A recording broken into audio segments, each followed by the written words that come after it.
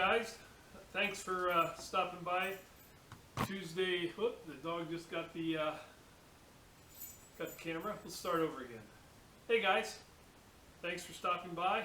We're Tuesday's tits number 4, and as you can see, I'm in my shop underneath my truck.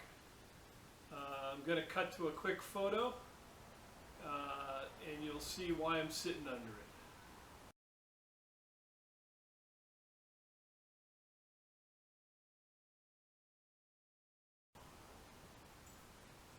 Okay, we're back, and those multiple spots that you saw on the asphalt are courtesy of my truck here. 250,000 miles, and decided to lose the rear main.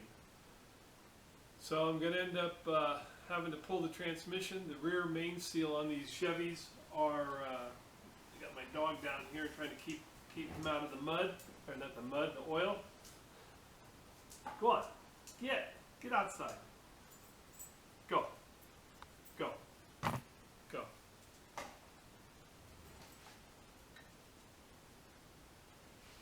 Oh, we'll try again. Stay.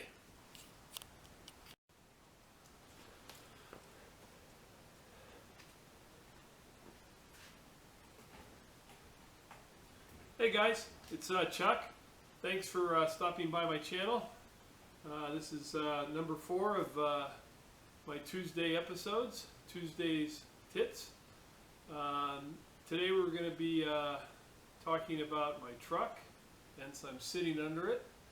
Let's see, what was the other one? I don't know. The tooling build, which is a continuation of the tooling on the Diarco finger brake. And then the S at the end as a question mark, and I think I'm going to throw in some old video back right around 1985, me at the lake with my boat. As some of you know, my email is boat92, and you'll understand why my email is that.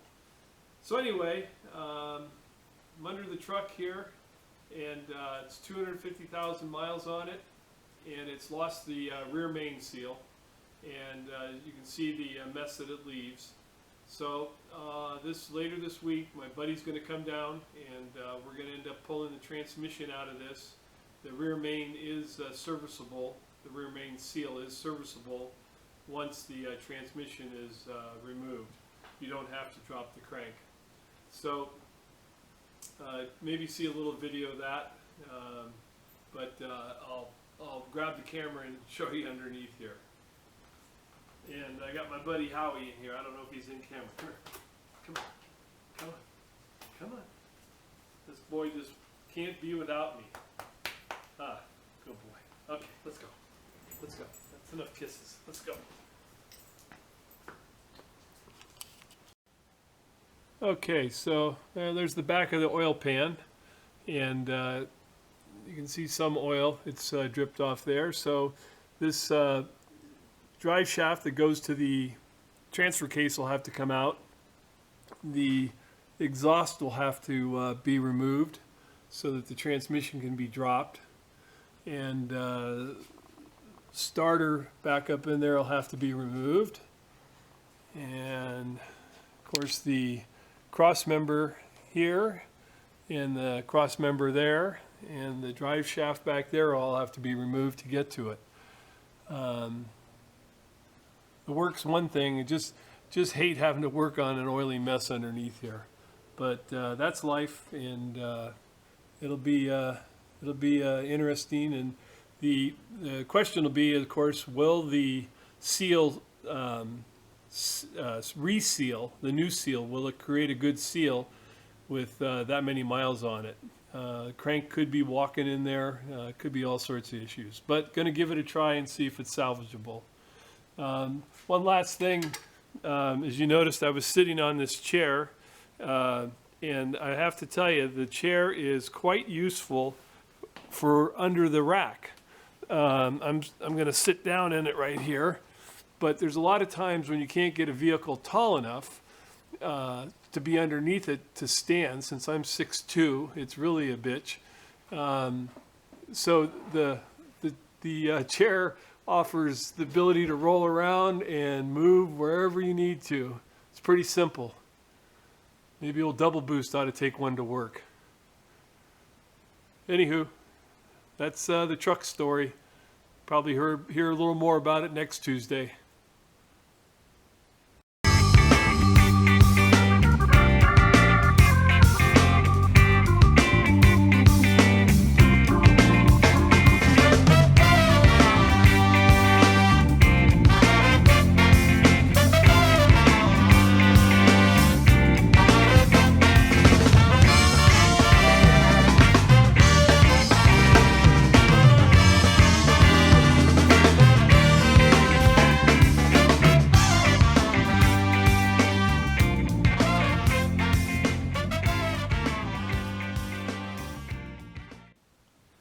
Well, let's start off with a recap. As you know, or maybe you don't know, but I'm building the fingers for my Diarco finger brake, and I've already machined the 45-degree angle. And there was some discussion, both in comments on the last video, and also from my mentor Chewy, that I should have left the angle for the final cut and not made that my first cut. And what I explained to Chewy was that for me, the distance from the tip here to the other end, I know what that distance is, and it's simpler to cut the square cuts than to chase that angle, at least in my mind. I knew that work holding was going to be an issue, since I still have to cut these two reliefs. The woodchuck in me would call those rabbits. The machinist side of me doesn't know what to call those, so we'll call them reliefs. But I knew that I was going to have a work holding issue to do this, and I felt that I could solve it. And in my mind, I was planning on using this plate setup. And I discussed last time that my plate has set up with dowel pins, so I can space off of it and be trammed once it goes into the Kurt vise. So my plan was basically I have about 400 thousandths between that angle point and that flat for downward pressure with these mill hold down clamps. Chewy, when he was over the other day, we were discussing it, and he is my mentor, and he wasn't happy with the whole setup. He just felt that it wasn't rigid enough and I could have a mishap. So I mentioned, well, the first thing I'll do is go ahead and just cut that small relief first, not a lot of tool pressure, and then that'll allow me to go ahead and hold it from right here. And he nodded and said, yeah, that's a method. And then of course he grabbed the part out of here, which I'll just simulate with this. He grabbed the part out of here and said, why not just set it in the vise like that, go ahead and mill that relief, and then once you have that, and it's going to be sturdy in the vise, it's going to be trammed in the vise, sturdy in the vise, simple pass, and then go ahead and do what you were saying, and go ahead and hold down on this edge as you mill out the rest of it. So that's the plan. That's the safest way to do it, the smartest way. I'm just a lucky fellow that I can have a 40-year veteran toolmaker spend time in my shop with me and give me lessons, right hand-on-hand lessons. We've had a lot of discussion about the cutter that I was using with these triangle inserts. And as the last video I put down T ? I don't know what they are. They're in here. His comment is that they needed a bigger radius on them, even though they were cutting fine. But this was more of a finishing tool than a roughing tool like I was using it. We also had some discussion about modifying these, and I was fooling around trying to see if I can do that, and I'm going to try to do a short video on that with some test cuts. He was strongly suggesting that I especially even on broken inserts, where I can go ahead and cut those off to be a 45 and use them as a 45. Similar, let me just grab a similar to this setup, and hopefully the camera will focus there, where you can see the end of this fly cutter is at a 45 rather than being the typical rounded nose. I don't know if that's coming in focus there or not. Anyway, that's another discussion though. So I'm going to go ahead and throw this in the mill, and I'll get this rabbit cut out of there and bring it back and set it up. I'm not going to show me cutting that. I mean, it's simple milling. We don't need to watch that. So I'll just show the setup before it goes back in the mill again. Here's just a quick shot, roughing that first step.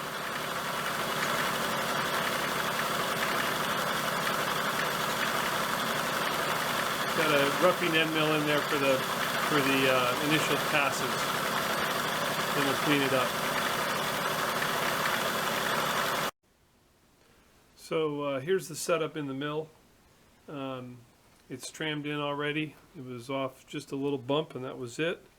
You can see I made the first cut here, and I got a finger pulling down on it on the front here, and I got the two back fingers.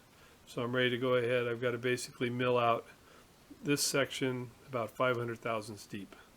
So we'll get started on that. Okay, starting to make the passes now. 40 thousandths depth of cut, and using the full shell mill there. So we'll keep on making passes, and we'll bring you back.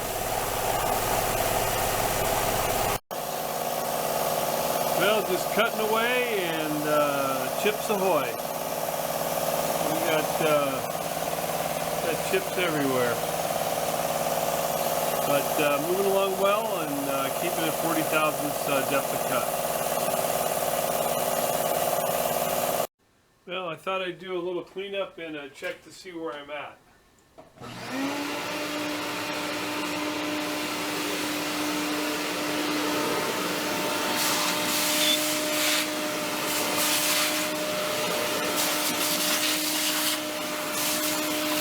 I know I impressed Tom with my hose work the other day.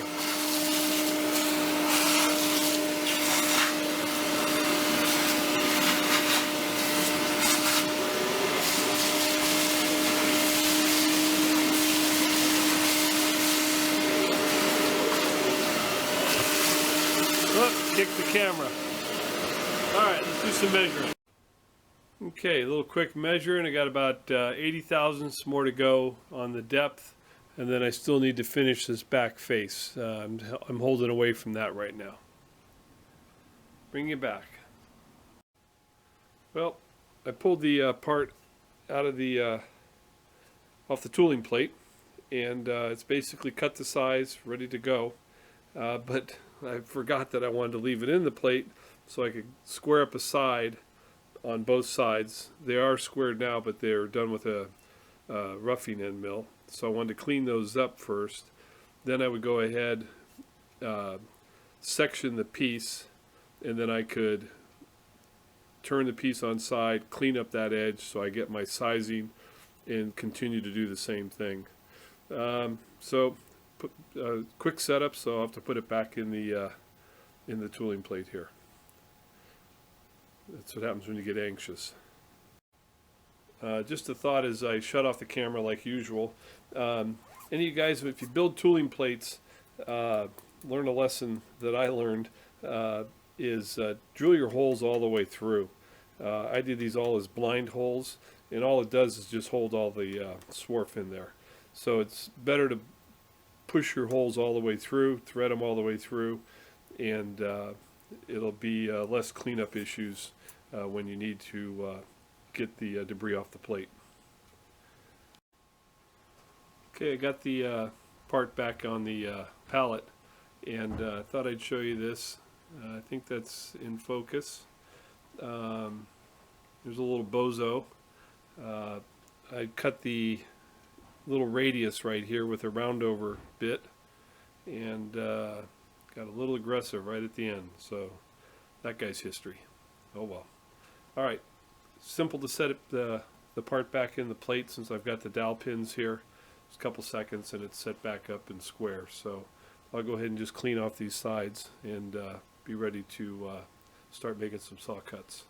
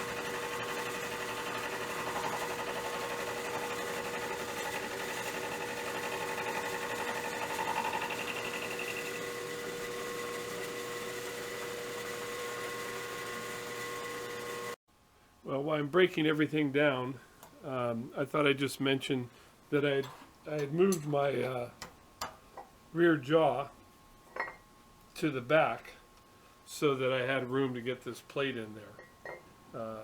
Of course, the vise won't open up that large, since this plate is plate's 11 inches.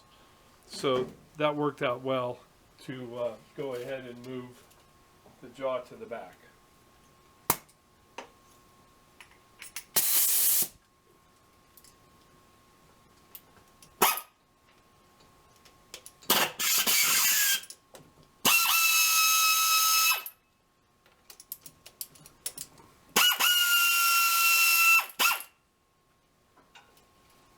And I would assume that a lot of guys notice that. The purpose I mention is for greenhorns like me that point something like that out for anybody that's learning that there is options. Okay, we'll get that guy bolted back over there and we'll move on. Guys, this is for the younger guys getting close to 60. So I bought a second one of these brushes, and I put it someplace and I can't find it. It's rough getting old.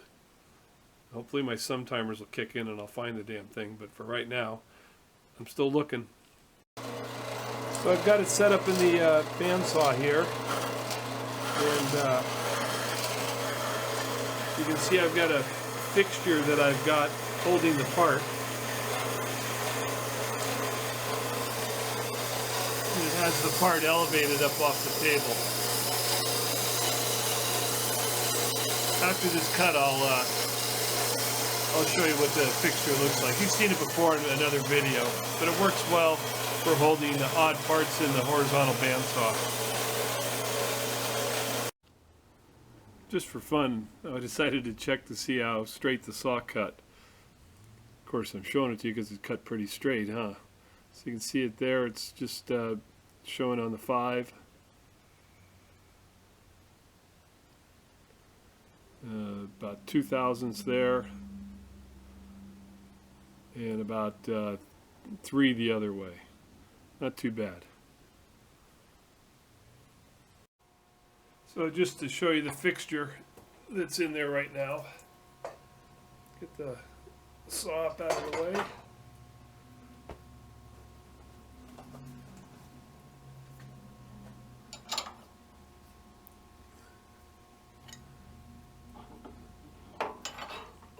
And the part can come out of there. So this is just behind the blade, lined up, and then there's multiple positions for setting the finger. And that way I can hold the part down. Simple block, and then it's got a spacer here to pinch on it since the finger's overhanging.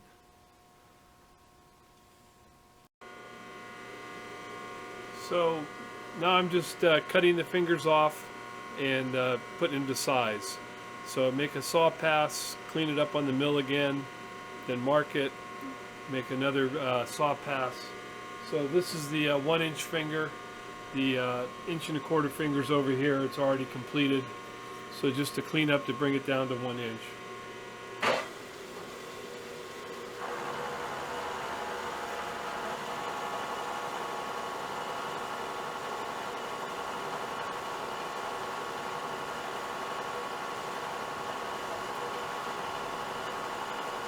And then rinse and repeat, go back over in the saw.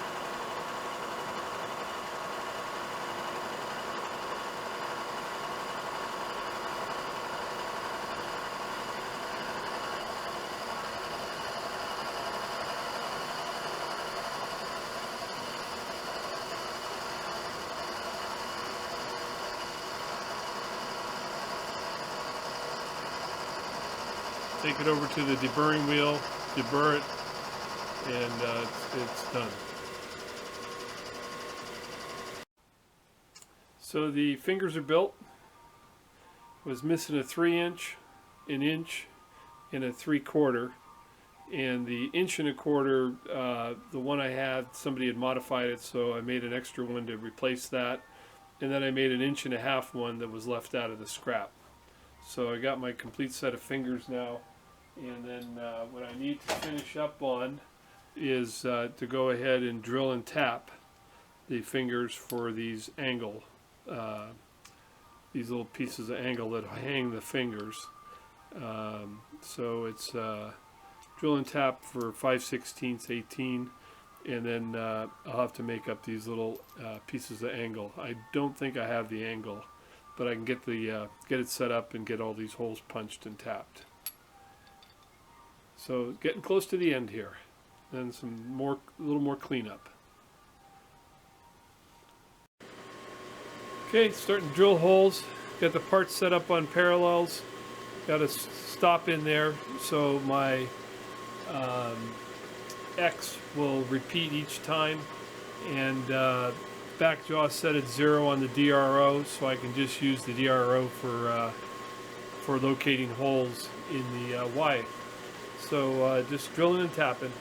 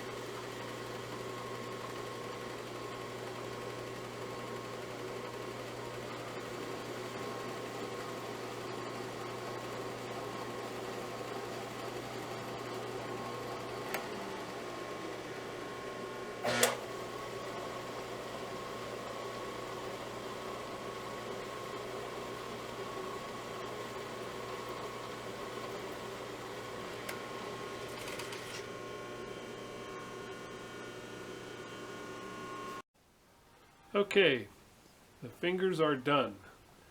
All I need to build is the little L brackets, which, like I said, I don't have the material. But for now, I'm done building fingers, and I can start cleaning up my big old mess I got here. Thanks for watching, guys. Hope you enjoyed.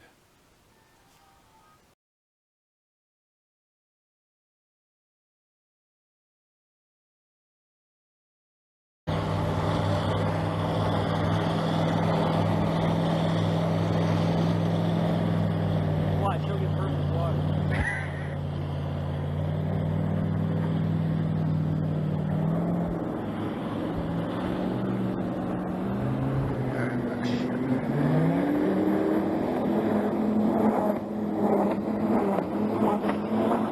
I should have been over there. I thought he was going to go on the other side. Now watch, he'll come on this side. You fucking bitch.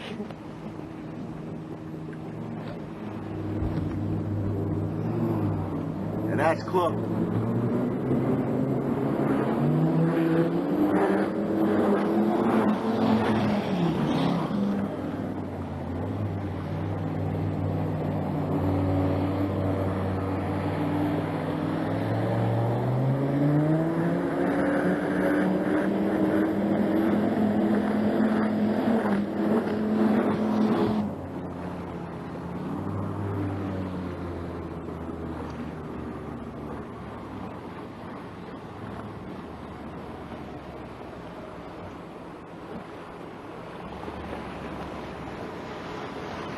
I got him out of there. Everybody wave!